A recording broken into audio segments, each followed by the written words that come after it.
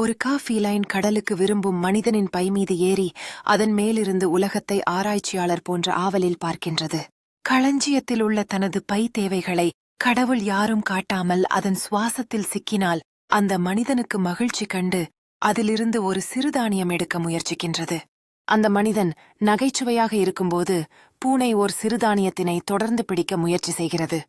இதற்குப் பின் அவருடைய பயணம் எப்படி மாற்றமடையுமோ என்று காண்கிறான். உள்ளே ஒரு சிற்றுண்டியை அதை கவர்ந்திழுக்கும் முறையில் அந்த மனிதன் பூனையுடன் உரையாடி புதிய நண்பனுடன் தொடர்ந்து பயணம் செய்வதற்கான விசைப்படுத்தலுக்கு முயற்சி செய்கிறான்.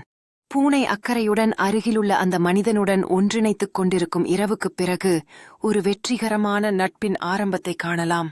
இந்த இரவிலும் நட்சத்திரங்களை நோக்கி பார்க்கும்போது மனிதனும் பூனையுமினிடையே ஒரு புதிய குரலில் உறவு உருவாகிக் கொள்ள ஆரம்பிக்கிறதா?